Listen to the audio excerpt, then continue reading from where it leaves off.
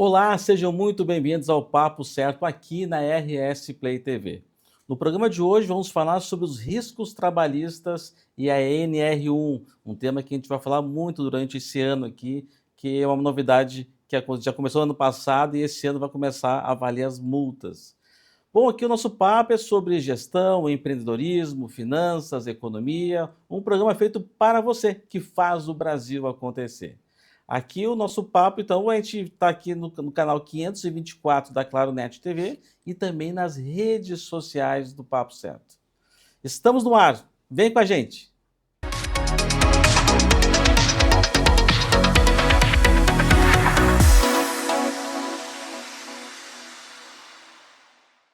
Bom, no programa de hoje vamos falar sobre os riscos trabalhistas e uma novidade desse ano, já do ano passado, mas que esse ano começa a incidir as multas NR1. E temos dois convidados especiais aqui que são os craques do assunto. Doutora Flávia Fernandes, seja muito bem-vinda. Olá, muito obrigada, é um prazer estar aqui hoje. Doutor Guilherme Dessordi, seja muito bem-vindo também. Obrigado o convite, João, e um ótimo conteúdo a todos. Bom, doutora Fernanda, então, o que você pode falar um pouquinho, o que o empresário tem que entender, né? Como ele pode se precaver dos riscos trabalhistas que, às vezes, eu vejo muitos empresários meio que deixando de lado esse assunto e quando vem o problema vem grande. Exatamente, João. O que acontece? Até pela minha experiência, né, que eu atendo empresas, a gente coloca assim trazer a importância para os gestores das medidas preventivas, né? Não somente apagar o incêndio, né, quando vem ação trabalhista, mas sim ter toda uma gestão, né, de medidas preventivas, seja quanto a ter uma documentação robusta, né, dos documentos do contrato de trabalho, ministrar treinamentos periódicos para as lideranças, né? Não, justamente por isso, claro, às vezes acontece que também se faz, obviamente, né, uma atuação preventiva depois que, quando se tem várias ações judiciais, por exemplo, e a empresa vê, bom, estou tendo muita condenação em adicional de insalubridade ou em jornada de trabalho, o que está acontecendo ali? Então, como obrigação minha, né, no jurídico, é de dizer, olha, vocês estão perdendo por isso, por aquilo, essas são as dificuldades e vamos melhorar os documentos, melhorar as normas internas da empresa, né? Para que reduzir passivo, né? Isso que é o intuito. Claro que o gestor ele tem muitas atividades, muitas coisas para se preocupar, mas às vezes acabam deixando dois pontos que eu vejo que eles deixam de lado às vezes, a questão tributária e a questão trabalhista. Daí quando aparece o problema, às vezes o problema é tão grande que inviabiliza a continuidade da empresa. Porque às vezes é falta até de desconhecimento, às vezes a empresa acredita que está indo bem, né, com relação à documentação, enfim, e depois se verifica numa ação judicial que realmente há uma deficiência muito grande de prova, né? A empresa entende que está fazendo certo, mas de fato não está. Não, a pessoa cumpriu o horário normal, mas a obrigação do empregador é controlar o ponto. Não tem esse controle, já fica sem provas, hein? Exatamente, exatamente. Claro que até 20 empregados não há necessidade de controle, mas muitas vezes acontece também por falta de desconhecimento, que mesmo não tendo obrigatoriedade de registrar ponto, com até 20 empregados, as empresas registram. E aí acaba atraindo o ônus da prova, né, no caso de uma ação trabalhista. Então são questões realmente que exigem, né, uma interação realmente diária entre RH e jurídico. Bom, doutor Guilherme, que você falasse um pouquinho sobre a NR1 e como isso vai impactar na vida dos empresários, esse ano especialmente, que começa a ter a aplicação de multas, né? Então, falar um pouquinho para quem, até também dos gestores, de modo geral, né? O que é NR1, por que surgiu essa necessidade, por que o governo veio com essa nossa inovação, né? Bom, João, na verdade, a NR1 é um diploma já mais antigo, né? A primeira NR1, se não me falha a memória, é de 1978. O que traz a grande inovação? Na verdade, a NR1, o que vem agora, é uma inovação normativa. E por que ela está causando tanto impacto e é tão importante? Pelo aumento já visível e estatístico dos afastamentos de trabalho por questões mentais ou psicossociais, né? Mas o que ela traz de grande inovação e que a gente precisa nos atender? Ela mudou algumas figuras e trouxe alguns programas necessários que hoje os empresários são obrigados a seguir. talvez o principal dele seja o gerenciamento de riscos ocupacionais, e o principal documento do gerenciamento de riscos ocupacionais é o Programa de Direcionamento de Riscos, o PGR, que veio a substituir o antigo PPRA. É que a gente fala muito, pô, é mais uma obrigação. Realmente, como gestor, eu acho um problema isso, mais uma obrigação, mas ao mesmo tempo a gente não tem noção, até a gente acaba acompanhando de algumas pessoas se afastando por problemas psicológicos, ansiedade, crise de ansiedade, ou uma depressão. Até a gente nem sabe o que está acontecendo isso na vida da pessoa, da equipe, né? Mas que esse número cresceu exponencialmente. Eu vi num gráfico esses dias que nos últimos anos aumentou 400, 600% o número de afastamentos. Então, por isso que o governo veio com essa exigência, João. né? Correto. E o que acontece, assim, que é a principal questão que os empreendedores e os gestores têm que passar a atender de maneira mais assertiva?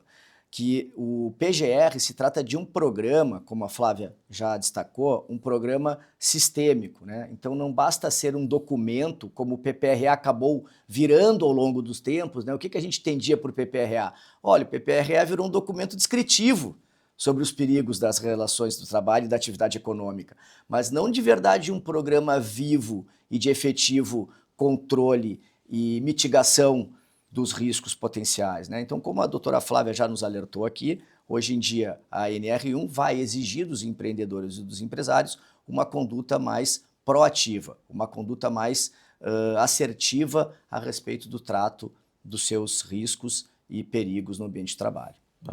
E às vezes é importante. A gente vai conversar um pouco mais o que pode ser de risco, né? Porque a gente acaba, às vezes, por desconhecimento, né? Às vezes o gestor não tem conhecimento e acaba tendo uma ação, uma medida que vai elevar o risco da empresa por desconhecimento. Perfeito, João. Bom, doutora Flávia, quais são os erros mais comuns que resultam em problemas e processos trabalhistas nas empresas? Bom, como eu já vinha falando, né, é principalmente a falta de documentação, né, para comprovar realmente o que acontece nas rotinas do trabalho. O que é mais comum, né, de acontecer é falhas no registro de ponto, no controle de jornada, com relação aos documentos de saúde e segurança do trabalho. Muito comum quando se pede adicional de insalubridade, a empresa diz, não, eu efetivamente entregava os EPIs. Só que a empresa acaba não tendo uma prova robusta porque entregava os EPIs, mas não documentava a entrega. Então acaba isso perdendo, né, no judiciário com relação a isso. Outra questão muito importante, cada vez mais, né, nós vemos na Justiça do Trabalho, é processos envolvendo assédio moral, assédio sexual ou outras violências no ambiente de trabalho. Então, isso nós verificamos uma falha, assim, uma deficiência nos treinamentos das lideranças, principalmente, né, de saber como gerir essas questões, né, como tratar os seus subordinados. Então, a gente acaba vendo diversas ações de assédio moral, por falhas, por desconhecimento da liderança de como tratar certas questões. É porque eu vejo assim, esse tempo a gente deu uma consultoria para uma rede de restaurantes, né?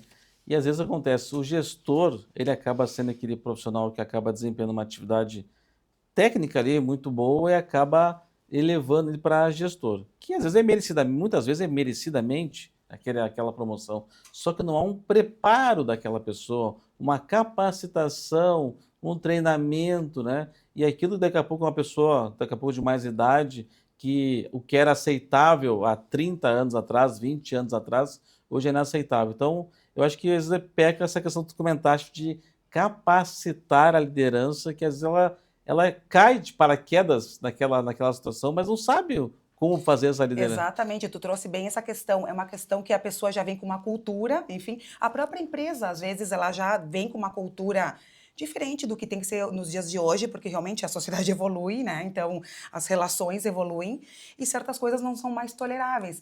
Às vezes, quando eu ministro vários treinamentos para empresas sobre medidas de prevenção ao assédio, né? E as lideranças me perguntam, tá, mas então eu não posso dar mais um abraço, eu não posso dar, assim, demonstrar afetivamente certas questões, quando a gente fala de assédio sexual, né? Infelizmente não, a gente precisa evitar, né?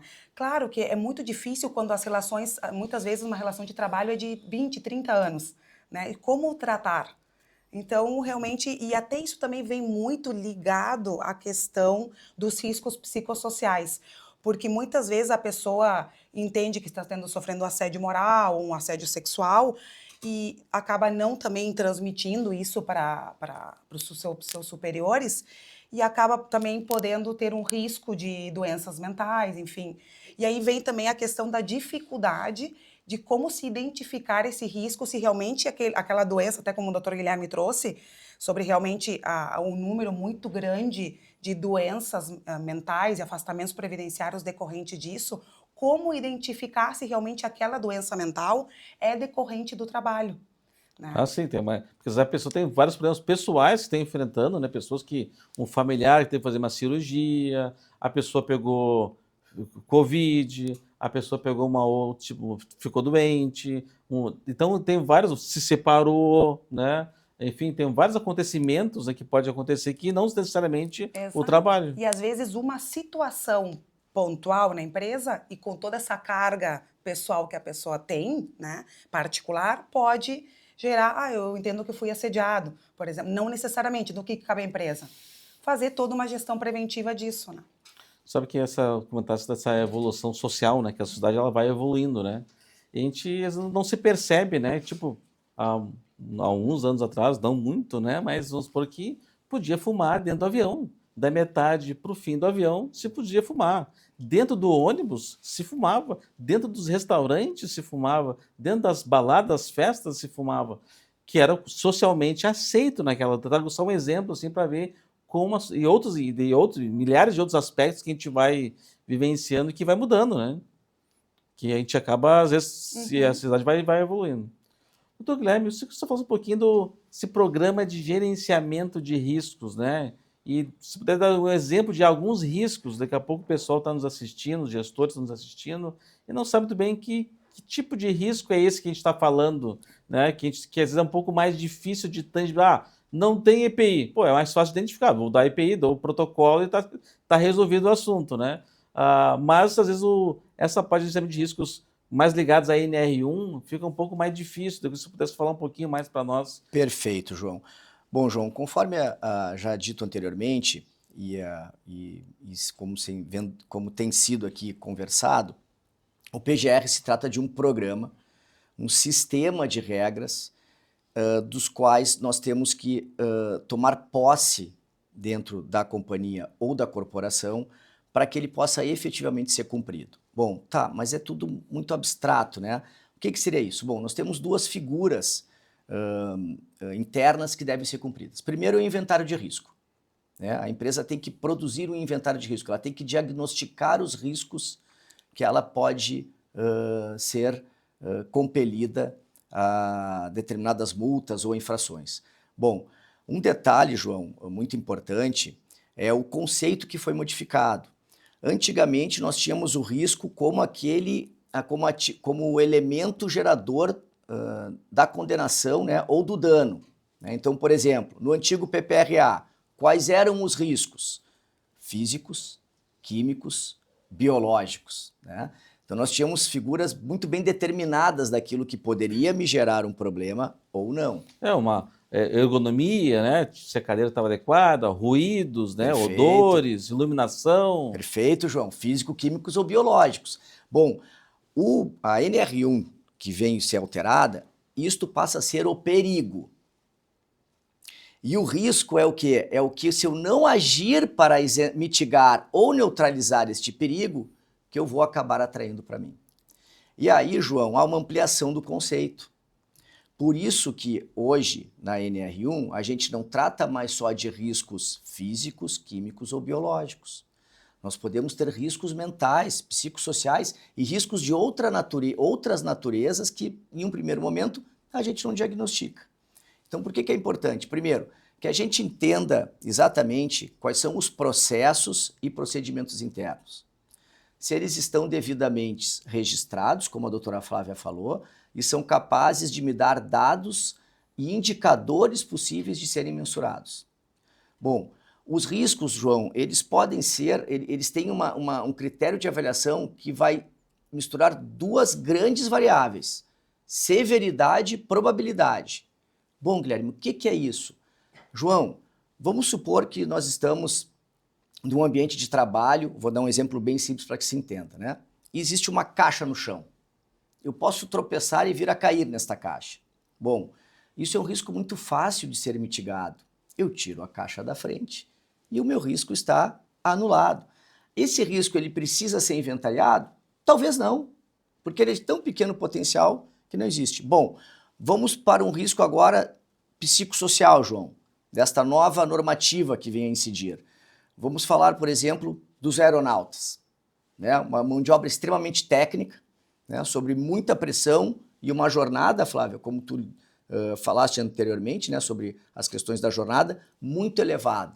Bom, como é que eu mitigo esse risco, João? Eu só vou mitigar esse risco com treinamentos diários, constantes e reincidentes, um RH preparado tanto de forma técnica como de forma humana, para que possa tratar, inclusive, com eventual afastamento, eventual consulta psicológica e outros procedimentos, João, que em um primeiro momento parecem não haver problemas na gestão empresarial, mas que, ao não serem observados, podem sim se tornar um perigo frente à nova norma e, consequentemente, o risco da condenação trabalhista logo em seguida. Se for um piloto que está passando um problema de depressão e está dirigindo Perfeito, uma aeronave, João. o risco, se cair o avião, é um risco enorme. Pronto, João, né? Um perfeito. exemplo de um risco enorme. Mas um motorista de uma carreta, agora a gente está entrevistando um pessoal, a Betinho da 77, dirigindo uma carreta, um bitrem lá, também Perfeito, um risco. João. Enfim, outras atividades, todos os profissionais têm suas responsabilidades enormes, né? Então é importante identificar isso e como tratar isso. E veja bem, João, a lei traz características e indicativos, né? Então é muito importante que também se entenda que o risco ele vai ter que ser avaliado pela severidade e a probabilidade. A severidade é, se acontecer, qual o grau que eu posso ter de dano no trabalhador, e a probabilidade é, se eu não mitigar, quanta exposição eu tenho de que aquilo aconteça. Esse a gente vamos trazer, porque eu acho que o desafio da NR1 é como identificar. Eu vejo que algumas empresas estão fazendo pesquisas com a equipe para poder já ter algum tipo de levantamento, porque às vezes o gestor acha que está tudo perfeito, né? Aplica pesquisa de clima, dá aquele desespero, né? Que tem um monte de coisa para ser ajustado. E acho que uma forma pode ser a pesquisa, né? Ou uma entrevista individual com as pessoas. Perfeito, perfeito. Os sistemas, João, tem uma questão que se fala muito nesse âmbito, assim. Não tem programa pronto, não copie da internet. Cada empresa tem as suas características, o seu mercado, o seu segmento de atividade empresarial, o seu tamanho e a sua produtividade. Então, o importante é que ele traga para si a responsabilidade de atuação junto com diretores, gestores, né, independente do tamanho, de que os riscos sejam diagnosticados e o controle e manejo desses riscos seja levado para a cultura da empresa como um ponto central. É importante. Bom, doutora Flávia, às vezes também o gestor, o empresário, né, acaba deixando essa questão trabalhista. Se der um problema, vou chamar lá a doutora Flávia, o doutor Guilherme e vou resolver meus problemas. Esse pensamento, ele é mais barato do que prevenir? Com certeza não. Não, a prevenção é mais barata, com certeza, porque eu tenho um custo com planejamento, sim, vou ter um custo com advogados, enfim, fazer toda uma auditoria para ver onde estão os riscos, como eu posso mitigar esses riscos. Acaba, obviamente, tendo um custo, mas um custo indo para um processo judicial, com certeza, ele é muito mais elevado. Eu tenho custos, obviamente, com uma condenação no processo, custas judiciais, honorários advocatícios e, além do mais, eu sempre reforço isso, custos com o dano à imagem da empresa. Então, se eu tenho, que às vezes isso não é mensurável, né? Ou muitas vezes mas a empresa acaba, às vezes, não se dando conta da importância que tem, né, evitar um dano à imagem. É porque esse dano à imagem as pessoas acabam, tipo, até de atração de talentos, né? Pô, tô abrindo uma vaga aqui, ninguém se candidata, por que será? Porque em algum lugar o pessoal conhece alguém que trabalhou na empresa e essa pessoa reclamou que o ambiente não era bom, acaba que às vezes isso acaba impactando. E eu dou o exemplo das vinícolas, que deu um problema há um Uhum. tempo. Olha o quanto deu problema de imagem do vinho, né? Acho que Sim. até conseguiu reverter muitas coisas, mas 100% é difícil, né? É difícil, é difícil. Tu não consegue corrigir isso imediatamente, até porque as redes sociais têm um alcance infinito, né? Então, o ex-empregado ele sai da empresa realmente com uma situação de assédio ou de uma denúncia no EPT de trabalho análogo à escravidão, como aconteceu, né? Que as vinícolas foram afetadas com isso. Isso impacta muito a imagem da empresa, inclusive para fins, né, de compliance e de contratos, né, por exemplo, no caso das vinícolas, contratos com exportações, né, contratos internacionais, por um período eles foram afetados, justamente por essa visibilidade negativa, né, que a empresa teve. Nossa, tem muitos. Tem um risco financeiro que já é duro, né? E tem mais risco da imagem que às vezes a empresa investe em propaganda, investe em comunicação e aquilo ali depois vai tudo por água abaixo por um vídeo que viralizou, né? Uhum, exatamente. Bom, doutor Guilherme, sobre o programa de gerenciamento de riscos ocupacionais, né? Isso para pequena empresa também serve isso? Para média empresa ou é somente para grande empresa? Então, João, o PGR ele é uma obrigação isenta para as pequenas e microempresas. Tá? O gerenciamento de risco ocupacional, que é essa abordagem sistêmica para todas as empresas que têm empregados, inclusive MEIs. Né? Então, o PGR ele é uma ferramenta cobrada para empresas de médio a grande porte. Né? PGR, Programa de Gerenciamento de riscos. Este é o documento, é o programa oficial de gerenciamento de riscos implementado pela NR1. O sistema de gerenciamento de risco ocupacional, João, ele não é um documento físico, mas ele é uma estratégia empresarial que deve ser seguida. Então, a empresa pequena ela tem que ter gerenciamento de riscos ocupacionais também. Ela não vai ter o PGR, ela não vai ter o documento sistêmico, né, o programa sistêmico que as grandes e médias empresas têm que ter. Mas o gerenciamento de risco ela vai ter. O que ela vai ter, João? Por exemplo, uma pequena empresa, ela vai ter que ter um canal de denúncia. Como a doutora Flávia falou, o canal de denúncia dos programas de integridade nada mais é do que um gerenciamento de risco ocupacional. Ela vai ter, por exemplo, como foi abordado também, talvez a entrega e fiscalização do EPI. Também é um ativo do gerenciamento do GRO. Então a gente não pode confundir essas duas ferramentas. O PGR ele é um programa do qual as médias e grandes empresas têm que possuir e que as micros e pequenas não. Mas o gerenciamento de riscos ocupacionais, que são o quê? São as ferramentas que a empresa detém para gerenciar o risco e avaliar e fazer seu inventário, essa é para todas que tenham empregados contratados.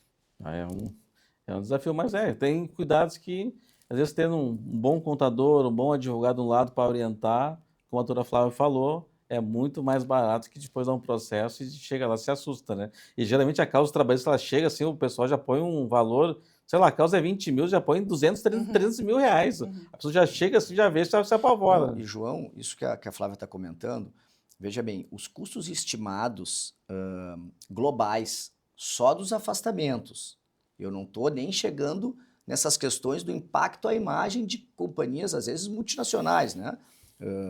Enfim, é de R$1 trilhão ano.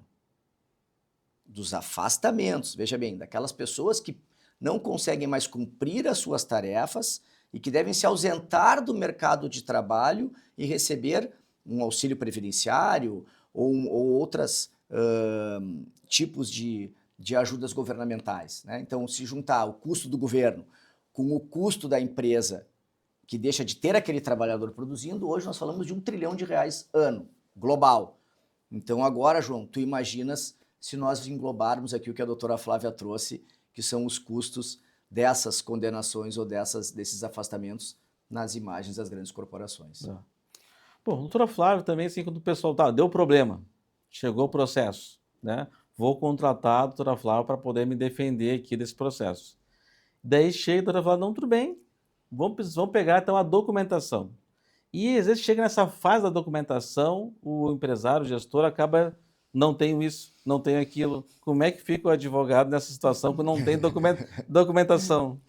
O que acontece? Na Justiça do Trabalho, claro que quando nós vamos fazer a defesa para a empresa, eu preciso sim avaliar a documentação. Quando eu tenho uma falha, uma documentação, uma falha ou deficiente, nós precisamos ir atrás de uma prova oral, né? Preciso de testemunhas, enfim, que comprovem que, bom, eu não tenho o documento, ele é deficiente, eu consigo comprovar com uma testemunha, que muitas vezes a empresa também não tem, né? Então acaba, né, prejudicando também nesse aspecto. Mas a questão da documentação não quer dizer, isso é bem importante, não quer dizer que se eu tiver uma documentação robusta, por si só, eu estou amparada lá numa defesa na Justiça do Trabalho. Por quê? Porque na Justiça do Trabalho o que vale é a primazia da realidade.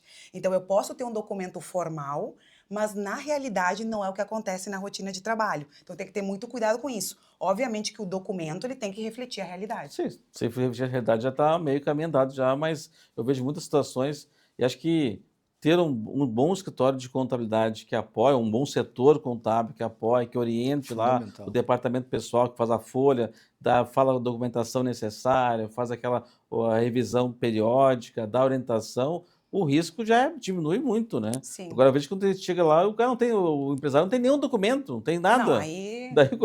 Daí quer que o advogado faça milagre daí na hora da Exato, defesa, não exato. tem nenhum... Não, nem com uma prova oral, praticamente a condenação é praticamente certa. Bom, doutor Guilherme, então, você fala um pouquinho, o governo, então, a NR1 surgiu ano passado, foi suspensa a aplicação das multas Perfeito, e vai João. começar, talvez esse ano agora começa esse momento, porque foi uma reivindicação dos empresários ano passado que fosse adiada essa questão de aplicação de multas, porque muitas empresas teriam que se readequar, se preparar para esse momento, né? Como é que o Ministério do Trabalho vai aplicar essas multas? Eles já tiveram, já teve alguma fiscalização nesse período? Pois então, João, isso é uma questão que vem se discutindo muito, mas a gente já tem alguns indicativos aí de como como o Ministério do Trabalho, né, e o Ministério Público do Trabalho vão se comportar nessas fiscalizações. Bom, primeiro, João, me parece que num primeiro estágio vai ser uma fiscalização muito mais correcional do que punitiva, né? Então, o Ministério do Trabalho, o Ministério Público do Trabalho vai chegar na sua empresa, vai chegar na sua corporação e vai ver se a empresa tem minimamente aqueles documentos previstos na norma, né? Lembrando que o PGR é para médias e grandes empresas e para micro e pequenas empresas ele não é obrigatório. No entanto, o gerenciamento de riscos ocupacionais o que vai integrar esse gerenciamento de riscos ocupacionais e que pode ser objeto da fiscalização do Ministério Público do Trabalho, do Ministério do Trabalho, quando vier a sua empresa perguntar sobre a NR1. Bom, cartões pontos, recibos de EPI, treinamentos. E aí não basta, João, os treinamentos serem somente assinados, né? A gente não pode chegar lá dar um treinamento, fica aí, assina e tá bom. Não. Tem que ter carga horária, periodicidade, ele tem que ser recorrente, ele não pode ser um treinamento em um mês de um ano e daqui a 2 anos eu faço outro, não, porque lembrando, o gerenciamento de riscos ocupacionais, ele é um sistema vivo, ele é um sistema orgânico, ele tem que caminhar na empresa diariamente, ser melhorado, ser aperfeiçoado. Na tua pergunta, João, volto, neste primeiro momento, me parece que as fiscalizações serão educativas e correcionais. Não que não hajam multas, João, de uma primeira fiscalização, que o fiscal aborde determinada empresa e veja que as coisas estão muito fora do esquadro normativo, né? Mas neste primeiro momento, me parece que os órgãos públicos e de controle vão estar preocupados em ver se a empresa está se esforçando a cumprir a norma, né? E se minimamente os documentos apresentados atendem os requisitos legais. Aqui vai ser um desafio, mas acabou de chegar lá, tem um monte de pessoas afastadas por questões psicológicas, né? E não tem nenhum programa, Perfeito. já tem um risco de daqui a pouco levar uma multa já de Perfeito, primeira. João, perfeito. Tua colocação é perfeita. Doutora Flávia, também, hoje em dia, a comunicação, ela acabou com fruto de desenvolvimento de algumas ferramentas, né? A gente fala assim, hoje se comunica até, eu acho que mais pelo WhatsApp que o próprio telefone, né? Porque o telefone, às vezes, hoje, o número de ligações de golpe, de ligações, de robôs te ligando, tu nem atende mais o telefone. Então, acaba tu usando mais o WhatsApp. Até se me liga um número estranho, eu salvo todos os números possíveis da minha agenda para que se o número estranho eu nem atendo muitas vezes. Manda um WhatsApp que eu olho. Como é que essa ferramenta, o WhatsApp, tem se demonstrado em algumas vezes como um risco trabalhista nas empresas? Uhum. Sim, na verdade o WhatsApp corporativo ele é muito utilizado, mas ele precisa ser utilizado com cautela, com diligência, de acordo às normas internas da empresa. Eu sempre ressalto assim que o uso do WhatsApp ele é fundamental ali para o dia a dia, as questões ali seja num setor específico ou para a empresa como um todo divulgar normativas, alterações de políticas internas, né, para que todos os empregados estejam Perfeito. cientes também por essa via. Eu sempre não recomendo que seja só pela via do WhatsApp corporativo, tem que ter outros meios de divulgação, né? Perfeito. Mas ele é muito utilizado para isso. Porém, quando lá não é bem utilizada, acaba a empresa tendo muitos prejuízos na Justiça do Trabalho, porque os empregados acabam fazendo prova com prints de conversas no WhatsApp corporativo, seja com relação a orientações, né, das lideranças fora do horário de trabalho daquele colaborador, mensagens de cunho assim que podem, né, dar a entender uma questão de assédio moral, memes, figurinhas, né, que acabam compartilhando, que também podem gerar algum tipo de discriminação. É muito fácil hoje fazer um print e juntar no processo. Não, fora pensando também, o pessoal mandando mensagem para a equipe domingo. É Exatamente. segunda-feira, mas tu não esquece do relatório amanhã, já preparou o relatório hoje, e fica trocando mensagens no final de semana com a equipe, né? Então acaba também sendo provas. Então assim, o WhatsApp corporativo ele tem que estar alinhado com a política interna da empresa. E, novamente, a gente está falando aqui o tempo todo da importância dos treinamentos dos gestores. Saber como utilizar o WhatsApp corporativo para evitar riscos. Não, mas eu vejo, isso também, essa pessoa está no momento, tá chateado, né, o gestor lá, e manda um áudio. E manda um áudio, assim, forte, né, e tudo ali é salvo, é uma prova de assédio. Exatamente. Eu tenho que aproveitar, assim, o que você pode dar de exemplos de assédio? Porque eu vejo, assim, muitas situações no dia a dia que as pessoas não se dão conta que aquilo é um assédio. Tem dos dois lados, né? Muitas vezes a pessoa acha que está sendo assediada, mas não é. É simplesmente uma questão no poder diretivo do empregador de exigir um determinado cumprimento da Uma obrigação tarefa. do contrato. Uma cobrança mais severa, uma né, cobrança mais severa. Claro, a gente tem que ver o que seria essa cobrança severa, né? Desde que não viole a dignidade do trabalhador, não haja uma ofensa, né? Então, assim, utilizar termos pejorativos, né, tem que evitar, né?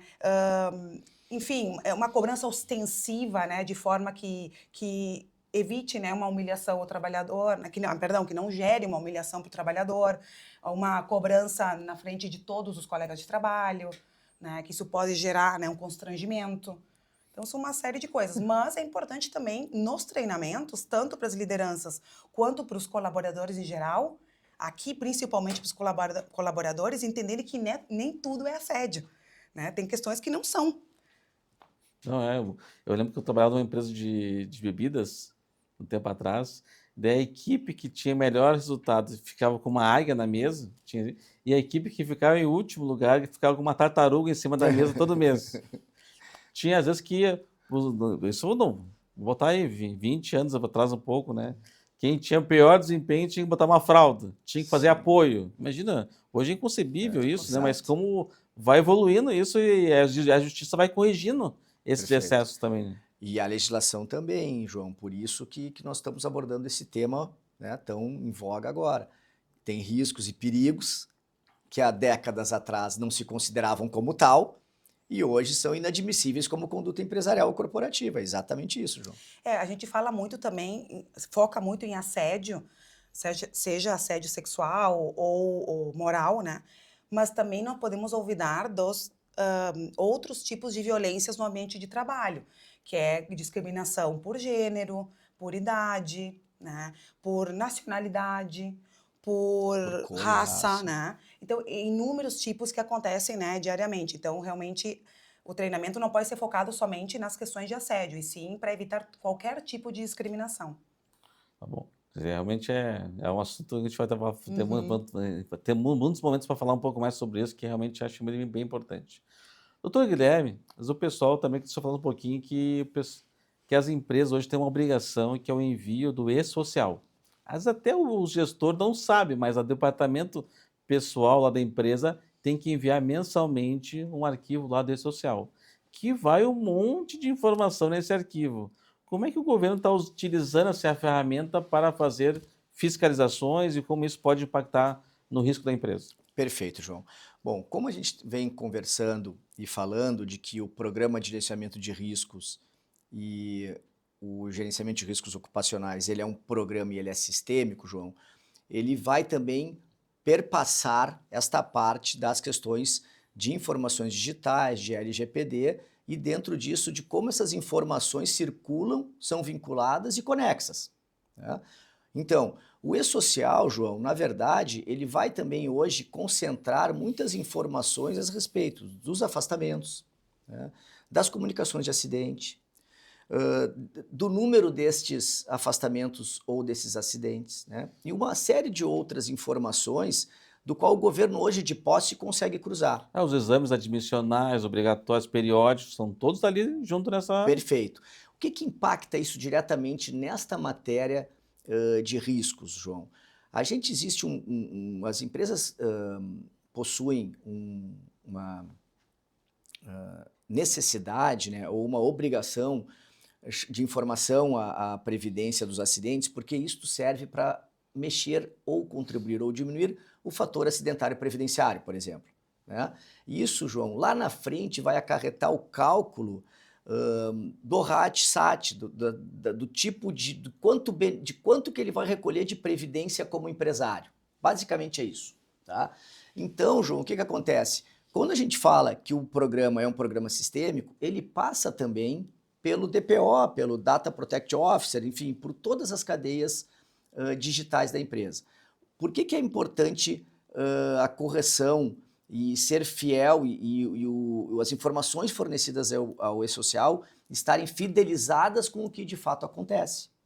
Porque o governo, como tu bem salientaste, hoje consegue cruzar esses dados. E o fiscal, quando vai lá fazer a atuação ou a fiscalização, ele pode, inclusive, já deter esses dados sem o empresário, que por óbvio muitas vezes não está no ambiente da atividade econômica, e seu gestor saberem. Então é muito importante que no programa de gerenciamento de risco, ou no GRO, estejam previstos treinamentos, condutas e controles, né, inclusive de como eu alimento e forneço os meus dados empresariais dos meus trabalhadores ao e-social. Hoje até a fiscalização muitas vezes é online, nem vai mais na Online. empresa, ela manda notificação por e-mail ali, ó, precisa apresentar, vi aqui umas certas inconsistências e me manda um material aí para provar o contrário, senão eu vou te Perfeito. multar. Um exemplo clássico é a notificação para cumprimento da cota de menor aprendiz, né? Eles já utilizam o e-social Perfeito. e veem que a empresa não cumpriu.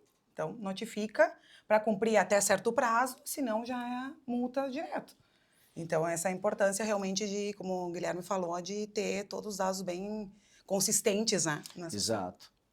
Doutora Flávia, também a gente até comentou um pouco antes, mas eu volto a esse assunto porque eu vejo assim, que muitas vezes as empresas não dão o devido valor à capacitação da liderança, porque ali um gestor que não tem conhecimento vai tomar atitudes equivocadas que vai levar o risco da empresa para patamares que a gente nem sabe nem medir, se até questão reputacional, né, um gestor mal capacitado. Como é que nessa questão dos riscos trabalhistas, né, como é que a empresa pode fazer esse treinamento? Quem que geralmente pode dar esse treinamento, vamos supor, olhando um pouco mais essa questão trabalhista, né? Que boas práticas só traz para nós aqui, para quem está nos assistindo, de que pode ser feito? Bom, o treinamento para as lideranças, tá, como a gente falou desde o início, né, ele é fundamental justamente porque muito do que se leva para o judiciário é decorrente de alguma falha na forma, né, de como a liderança gere certas situações. Então, como até o doutor Guilherme trouxe, a importância é não somente fazer o treinamento para comprovar que cumpri com a minha obrigação legal de fazer o treinamento, e sim que realmente seja um treinamento efetivo que traga um resultado. Como é que eu faço isso? Obviamente, além do treinamento, ele precisa trazer exemplos claros, exemplos concretos para as lideranças. Porque se a gente só trouxer elementos jurídicos, teoria, eles não conseguem absorver essa informação.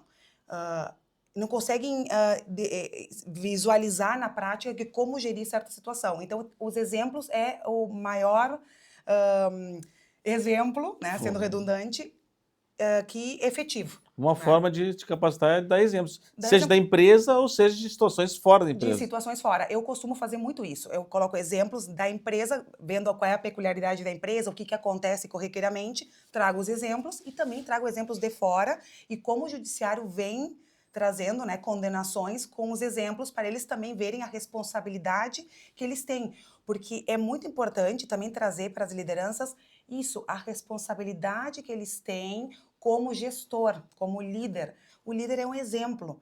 Se eu não estou aderente àquela cultura da empresa, que exemplo que eu vou dar para os meus subordinados? Né?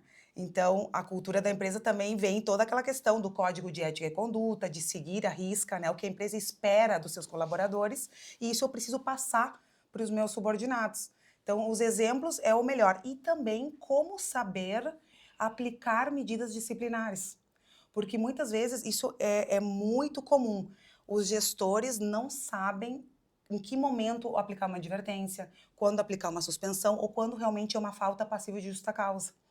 Ou, às vezes, no mesmo setor, eu tenho alguns líderes, um aplica por uma penalidade uma justa causa, Perfeito. outro aplica uma advertência. Então, eu acabo tendo problemas no judiciário por causa disso, por medidas desproporcionais. Bem interessante essa questão é que é básico, né? Tipo, o que é para um tem que ser para todo mundo, mas aquele merece mais. Não, é regra, é para todo mundo ou não é para ninguém, né? Exatamente. Então, eu acabo tendo, às vezes, uma nulidade, uma reversão de uma justa causa, porque eu não apliquei ela corretamente. Porque numa mesma falta grave, para um empregado eu apliquei uma advertência. E para outro... aplicado, né, Quando Flávio? aplicado. Quando aplicado. Quando aplicado. Acontece muito, exatamente isso que o Guilherme trouxe. Vem uma situação para mim, para eu avaliar, e eu vejo assim, mas vocês poderiam ter aplicado uma advertência. Ah, mas a gente quer aplicar uma justa causa. Nesse momento não tem como. Deveria ter aplicado uma advertência ou uma suspensão. Essa falta de preparo, né, Existe também o gestor diz, não, vão demitir por justa causa. Sabe, deu a pessoa, nossa, acho que não é para... Não, eu quero demitir por justa causa, põe justa causa. Bom, eles não têm argumentos naquele momento de ânimos exaltados ali, né?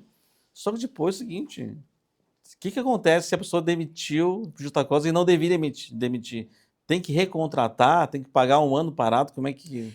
O que acontece é a nulidade da dispensa por justa causa, né? E muitas vezes, né, a depender do que ocorre, mas normalmente o pedido é de reintegração ao emprego e, obviamente, o pagamento de todos os salários, né, no período que ele estava afastado, indevidamente, né? Então, realmente é um prejuízo, é um passivo muito grande para a empresa, né? Bom, doutor Guilherme, sabe que quando teve a PPRA, né, essas questões de gestão de riscos ocupacionais ali do dia a dia, muitos empresários falam assim, eu não vou aplicar isso aí, eu não vou gastar nisso aí, né? O que pode acontecer para esse empresário que querer ignorar isso? Não, vou ignorar isso, se me acharem um dia eu pago a multa. Pois então, João, na verdade, existem a gente já atendeu aqui uma parte destas consequências, né? Não são consequências somente pecuniárias, né? De multa ou de, num caso mais grave, João, a fiscalização, tanto no Ministério Público do Trabalho quanto no Ministério do Trabalho, é inclusive autorizada à suspensão das atividades econômicas. Né? Tu me pergunta assim, Baglam, o que pode acontecer? Olha, João, no última escala, no último grau, né, de descumprimento das obrigações normativas, né, de uma maneira de estar colocando a vida dos trabalhadores em risco, tu pode inclusive ter a tua planta ou o teu parque fabril fechado. Tá? Então o risco máximo é esse. Claro que nós estamos aqui falando de uma conduta que, por óbvio, é muito rara, né? Mas ela pode ser desde uma pequena multa, né, até o fechamento da unidade fabril. Mas, João, as consequências, eu acho que a abordagem que a gente está trazendo aqui, sistêmica, é é muito adequada ao problema da matéria, a consequência também daquela que é intangível, né?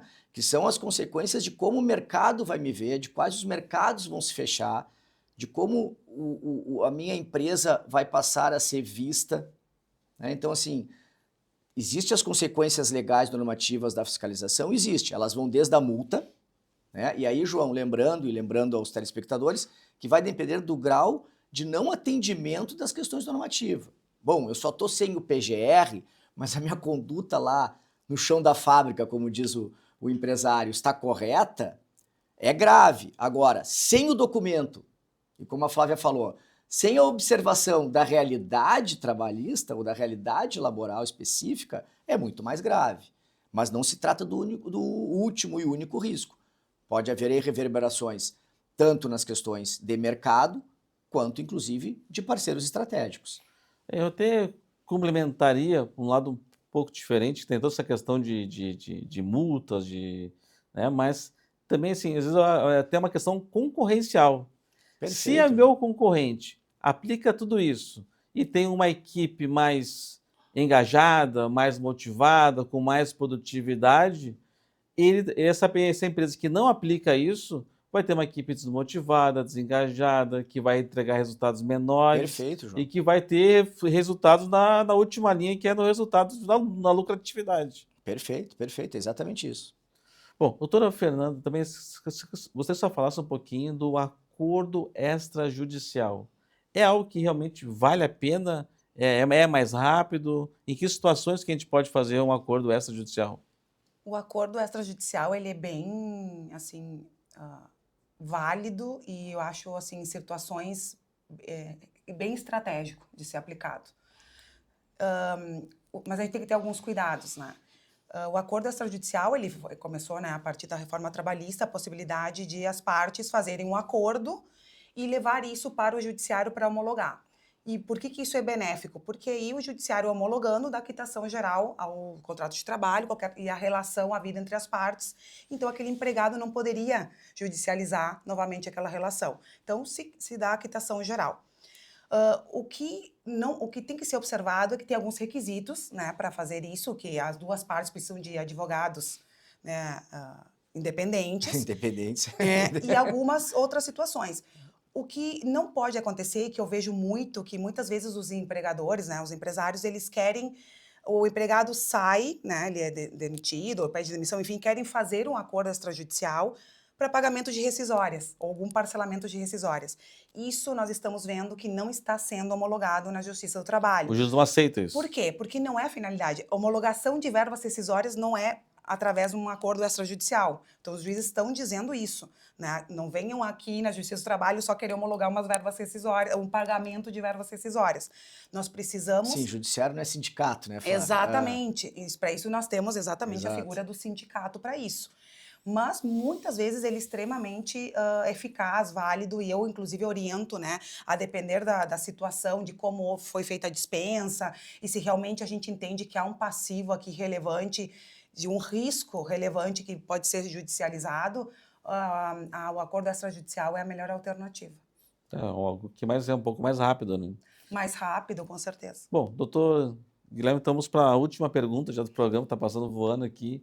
É que todo esse esforço, né, ele é um esforço que não pode ser somente da área jurídica.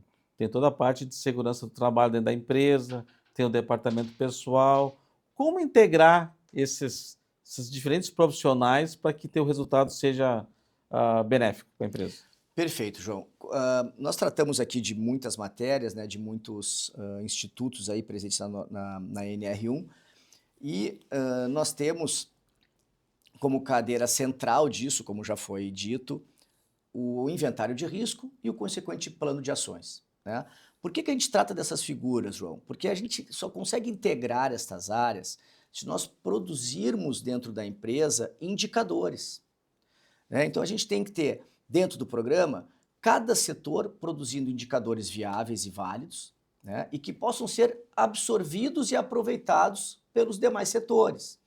Por exemplo, João, a cultura emergencial, que nós começamos a falar aqui, então tu vê que o assunto é sempre cíclico e recorrente, ele deixa espaço e deixa de existir em função de uma cultura preventiva. Bom, lá na ponta, João, a pessoa que está de líder de equipe, de coordenador de vendas, como é que está a rotina dele? A rotina dele está diagnosticada pelo gestor? Está diagnosticada pelo coordenador? Ele está produzindo indicadores para que o jurídico consiga visualizar isto de uma maneira orgânica e viva? Então, a gente integra as áreas, João, primeiro, com indicadores. Segundo, com treinamentos e reuniões periódicas, né? Os chamados follow-ups, muito comuns hoje no meio empresarial. É uma ferramenta muito efetiva de tu entregar aos setores, mas principalmente com cultura, João. Como a Flávia muito bem falou, tudo que a gente faz nesse ambiente normativo de controle e de gestão, ele tem que estar introjetado em todas as pessoas. Do trabalhador, é o top-down que se chama, é do CEO à base. Quando a gente consegue estipular essa cultura, João, naturalmente os processos se tornam mais fluidos e homogêneos. Então tu tem uma integração maior. Bom, Guilherme, e se não tem uma cultura forte? Bom, João, te respondo. Se não tem uma cultura forte, tu vai ter que criar ferramentas de gestão e elementos que possam te dar esta integração. Pode ser reuniões, pode ser treinamentos, pode ser um código de ética efetivo, mas o importante é que os setores empresariais entendam que não se pode mais ter uma gestão compartilhada dentro do ambiente empresarial. Isso é final. Hoje a palavra que impera é governança. Bom, o tempo aí sempre com o programa passa voando, a gente conseguiu dar muita profundidade, muito conhecimento. Queria agradecer, doutora Flávia, doutora Guilherme, pelo tempo de vocês, pelo compartilhamento de conhecimento aqui com toda a nossa audiência. Queria também agradecer a toda a nossa equipe técnica aqui que faz o programa acontecer. Agradecer também aos nossos patrocinadores, o Sindiconto, o Sindicato dos Contadores do Rio Grande do Sul, o Grupo Fortus, né? E também especialmente a nossa audiência que nos acompanha aí de segunda a quarta-feira, das 22 às 23 horas. Também o pessoal que nos acompanha também pelas redes sociais, pelo YouTube, que assiste os programas também, não dá tempo de assistir de noite, assiste em outro horário. Então, nosso muito obrigado e até o próximo programa. Tchau, tchau!